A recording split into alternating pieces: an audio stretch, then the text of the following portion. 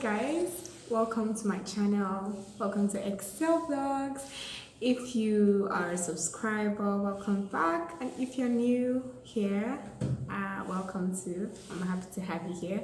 Thank you for tuning in today. Thank you for clicking this video. Yeah, I hope you watch till the end. Today I'll be talking about mistakes, how to deal with them, what problems we have with dealing with mistakes, and my experience as usual. Yeah, so I'm just going to start. So this last few weeks, like the last 4 weeks, I've been on break from school. Hallelujah. So yeah, I've been on break from school, so I went home for a while, spent some time with my family, and then I got back to school not too long ago. So while I was home, okay, I had an experience. I made a crazy mistake, okay? I made a very big mistake, and I'm not grateful for the mistake, but I'm grateful for what God has brought out of it. You know, God knows how to bring like the best out of the worst of situations, okay? So this mistake I made brought to my discovery my reaction to things, and it also brought to my discovery the reason why I probably have the number of friends I have right now, or the kind of experiences I have right now, or the reason why this is only how high I've risen in life, or the reason why I've not taken up some challenges and all of that. And that rests in one sole reason. I've always dreaded making mistakes all my life. I've always dreaded mistakes so much that like I'll do anything to make sure that everything goes perfectly. I'm going to share a video on perfection to addiction where I talk more about this perfection thing. And so because of that, if there is a challenge that I'm not certain I can handle, or if there's something I'm not quite sure I'm going to do 100% at, I won't try it out at all. I remember in secondary school, I used to like be an athlete. Oh my god. Yeah, I used to like run the 100-meter sprints and then the 200 meters.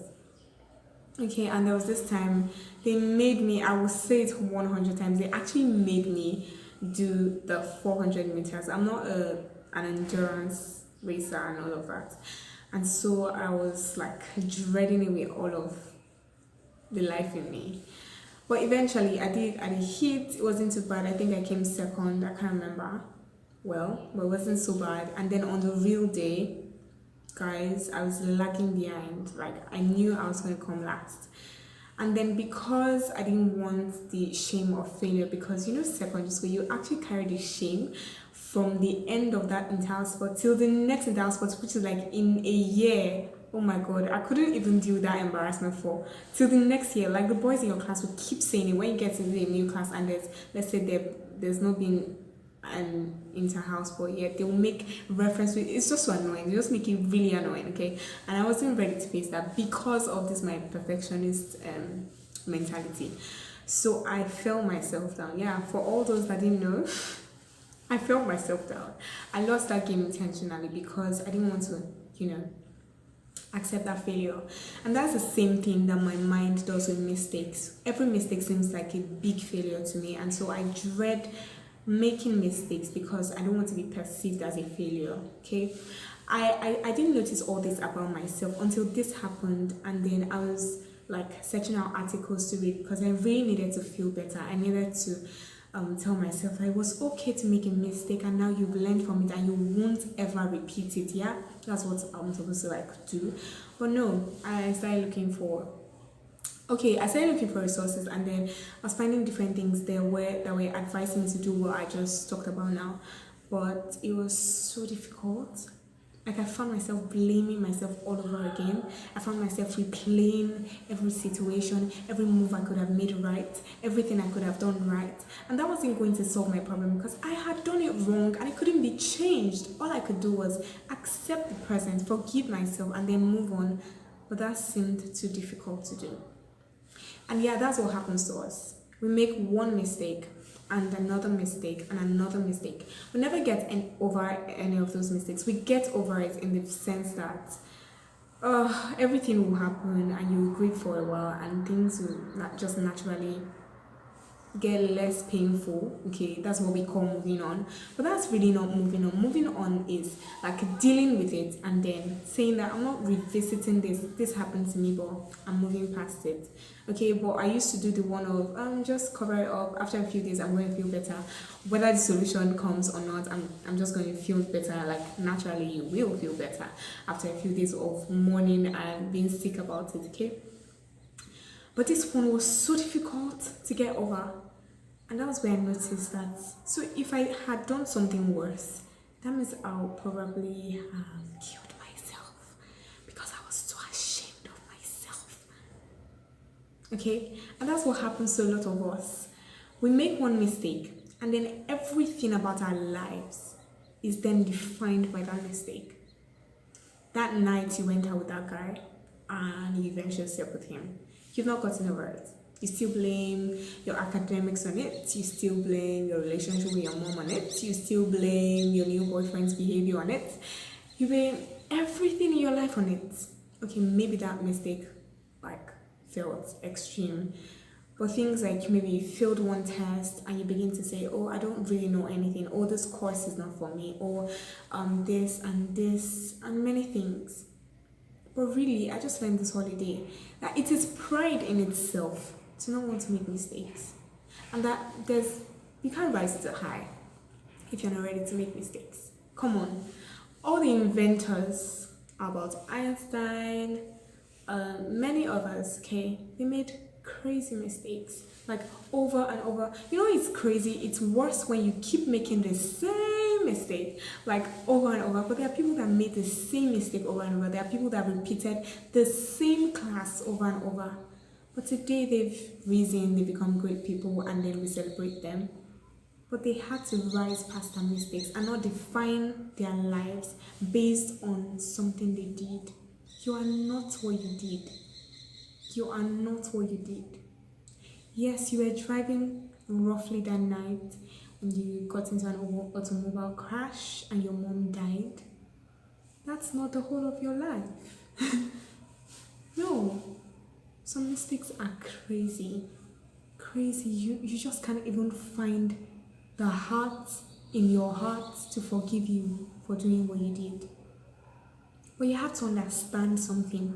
If God, the most holy, the almighty, the most powerful, will forgive you for anything you do, then why won't you forgive yourself? Why are you placing your rating of yourself so high that you can't see yourself doing something wrong? You were created imperfect to find perfection in God. So stop living like, no mistakes, no errors, let's do it perfectly. This does not mean you should go about life doing mediocre things or living beyond the level of excellence.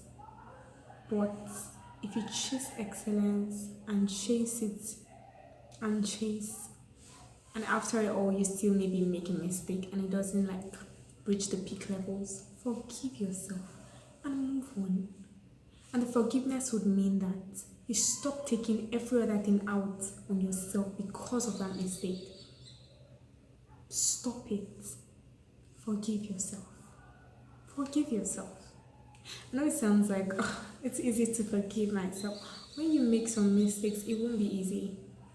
But I'm telling you to consciously forgive yourself. Please heal from right there within. From right there within. Forgive yourself. And no, today we're not talking about forgiving other people. That's important. But we're talking about you. You can't truly walk in love when you have a load of burdens upon your own self and how annoyed and how sad you are with yourself. You can't exactly love another person. The Bible says to love your neighbor as yourself. If you can't forgive yourself, you probably won't forgive the next person like you should. So guys, learn from my story. Don't live many days feeling blue. Don't live many days not having direction because you just can't believe you did it. Well, you did it. Yeah, I'm gonna tell you. You did it, and it won't change. You can't go back to that night. You can't rewrite that test. I don't mean another test they'll give you in place of the one you that exact test on that day some years back, you can't rewrite it. So let yourself heal. Forgive yourself and move on. You're going to make many more mistakes. Yeah. Bigger than the one you're sulking about. Bigger. And it's not going to kill you. It's not going to ruin you. It's going to make you hard. Hard. And then when you come out good. You come out good. So guys, I'm encouraging you, forgive yourself. Go to God and just like open up to Him. This season, I actually understood what it meant to not be able to talk to God. Like, I'm literally on my bed staring like up where I think in my mind that God should be. It's actually here in my heart. And yeah, it's up there, but too far for my eyes to see. And I'll literally not be able to say a single word. Oh my God. But don't worry, it will seem like forever. It seems like you can't ever get over it and all of that, but you will, and you'll be fine. So guys, forgive yourself, and you will make more mistakes. So let this one go. Thank you guys for watching. I hope that you're encouraged, and I hope that you sincerely tell God to help you. It's not going to be easy. No, it's not going to be easy, but you have to make a conscious decision to not define the rest of your life by something you did. Move on, flip your hair and move on and enjoy the rest of your life. I love you guys. I actually love you guys. Thank you for watching. I should love you for that. Thank you for watching. Please do like this video if you do like it, and subscribe to my channel. Okay, God bless you guys. Keep running for Jesus. I love you. Bye.